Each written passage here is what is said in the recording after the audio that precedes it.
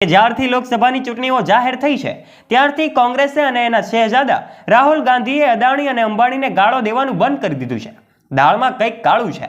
ચૂંટણીમાં અદાણી અંબાણી એ પાસેથી કેટલા રૂપિયા લીધા છે, કાળા નાણાંના એ કેટલા થેલા માર્યા, ટેમ્પો ભરીને નોટો પહોંચી છે। આ શબ્દો મારા નહીં દોસ્તો, પણ આ દેશના વડાપ્રધાન નરેન્દ્ર મોદીના છે। આખરે નરેન્દ્ર મોદીએ એવું શા માટે કહ્યું અને આ પ્રવચનમાં એમણે આવું તે શા માટે કહ્યું, ચાલો આજના વિડીયોમાં અમે તમને જણાવી દઈએ। વિડીયોમાં આગળ વધીએ તે પહેલા એક લાઈક કરી દેજો અને હજુ સુધી આપે ચેનલને સબસ્ક્રાઇબ ન કરી હોય તો નીચે રહેલું બેલ આઇકન દબાવીને અમારી ચેનલને અવશ્ય સબસ્ક્રાઇબ કરી લેજો, જેનાથી આવા જ રોચક અને રસપ્રદ વિડીયોઝની નોટિફિકેશન્સ મળતી રહે આપને સૌથી પહેલા। વડાપ્રધાન નરેન્દ્ર મોદીએ લોકસભાની ચૂંટણી વચ્ચે પ્રથમ વખત અદાણી અંબાણીને લઈને કોંગ્રેસ પર આરોપો લગાવ્યા છે। મોદીએ કહ્યું હતું કે અત્યાર સુધી કોંગ્રેસ અને રાહુલ ગાંધી અદાણી અંબાણી મુદ્દે કેન્દ્ર સરકાર પર અનેક વખત આરોપો લગાવી ચૂક્યા છે। જોકે હવે અચાનક જ આરોપો લગાવવાનું બંધ કરી દીધું છે। કોંગ્રેસે લોકો વચ્ચે સ્પષ્ટતા કરવી જોઈએ કે છેલ્લા 5 વર્ષથી રાહુલ ગાંધી અદાણી અંબાણીને લઈને સરકાર પર આરોપો લગાવતા હતા, ગાળો આપતા હતા, પણ હવે કેમ ચૂપ છે? શું અદાણી અંબાણી સાથે રાહુલ ગાંધી અને કોંગ્રેસે ડીલ કરી છે, ટેમ્પો ભરીને કાળું નાણું આપ્યું છે? મોદીએ આવું જ કંઈક કીધું છે।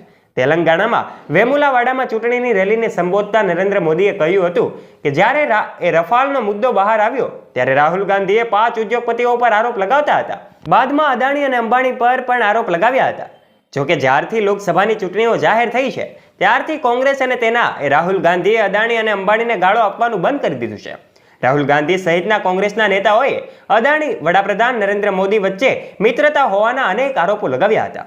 આ મુદ્દો સંસદમાં પણ ઉઠાવવામાં આવી રહ્યો હતો। જોકે લોકસભાની ચૂંટણીમાં પ્રથમ વખત વડાપ્રધાન નરેન્દ્ર મોદીએ આરોપ લગાવ્યો હતો કે કોંગ્રેસ ટેમ્પો ભરીને અદાણી અંબાણી પાસેથી રૂપિયા લે છે।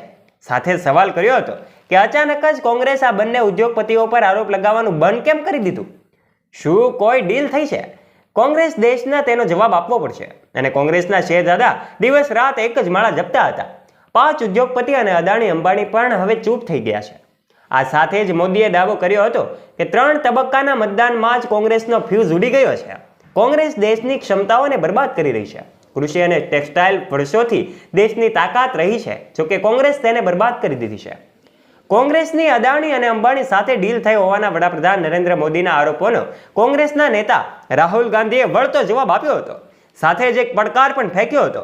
રાહુલે કહ્યું હતું કે સમગ્ર દેશને ખ્યાલ છે કે ભ્રષ્ટાચારના ટેમ્પોના ડ્રાઈવર અને હેલ્પર કોણ છે। હું મોદીજીને કહેવા માંગુ છું કે તમે ડરો નહીં, અદાણી અને અંબાણીને ત્યાં તપાસ કરવા માટે સીબીઆઈ અને ઈડીના દરોડા પડાવો।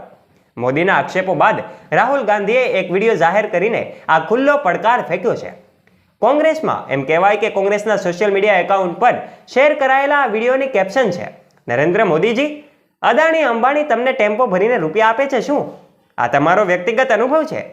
એક કામ કરો, સીબીઆઈ ઈડીને આ બંને ઉદ્યોગપતિઓને ત્યાં મોકલો અને તપાસ કરાવો, ડરો નહીં।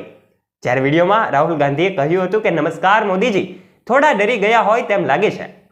રાહુલ ગાંધીએ કહ્યું હતું કે સામાન્ય રીતે તો તમે બંધ બારણે જ અદાણી અને અંબાણી અંગે વાત કરો છો, પણ પ્રથમ વખત તમે જાહેરમાં બંને ઉદ્યોગપતિના નામનો ઉલ્લેખ કર્યો છે। તમને તો એ પણ ખ્યાલ છે કે ટેમ્પો ભરીને આ બંને રૂપિયા આપે છે। શું આ તમારો વ્યક્તિગત અનુભવ છે? આ સાથે જ રાહુલ ગાંધીએ કહ્યું હતું કે જેટલા રૂપિયા મોદીજીએ આમને આપ્યા છે તેટલા જ રૂપિયા અમે હિન્દુસ્તાનના ગરીબ લોકોને આપવા જઈ રહ્યા છીએ। જ્યારે કોંગ્રેસના નેતા પવન ખેરાએ કહ્યું હતું કે 3 એપ્રિલથી અત્યાર સુધીમાં રાહુલ ગાંધી 102 વખત ગૌતમ અદાણી અને 20 વખત મુકેશ અંબાણીનું નામ લઈ ચૂક્યા છે। ત્યારે મોદીજીના આ નિવેદન બાદ કોંગ્રેસે તેનો ભરપૂર વિરોધ કર્યો છે। તો દોસ્તો, મોદીજીના આવા નિવેદન બાદ સમગ્ર મામલો ખળભળી ઉઠ્યો છે, ત્યારે કોંગ્રેસ પણ ચર્ચામાં આવી રહી છે। શું ખરેખર મોદીજીની આ વાતો સત્ય છે કે પછી એક હાસ્ય છે? આ બાબતનો અંદાજો તમે ચોક્કસથી લગાવી શકો છો। માટે આ વિડીયો વિશે આપનું મંતવ્ય શું કહેવું છે? આપનો મત પણ કોમેન્ટ બોક્સમાં કોમેન્ટ કરીને અમને જરૂરથી જણાવજો। વિશેષ આ વિડીયોને એક લાઇક કરી દેજો, મોદીજીના નિવેદનને અનેક લોકો સુધી શેર કરી દેજો, પહોંચાડજો। અને આવા જ રોચક અને રસપ્રદ વિડીયોઝ નિહાળવા માટે અત્યારે જ અમારી ચેનલને નીચે રહેલું બેલ આઇકન દબાવીને અવશ્ય સબસ્ક્રાઇબ કરી લેજો, જેનાથી આવા જ રોચક અને રસપ્રદ વિડીયોઝની નોટિફિકેશન્સ મળતી રહે આપને સૌથી પહેલા। ફરી મળીશું એક નવા વિડીયો સાથે, ત્યાં સુધી આપ સૌ દોસ્તોને જય હિન્દ, જય ભારત।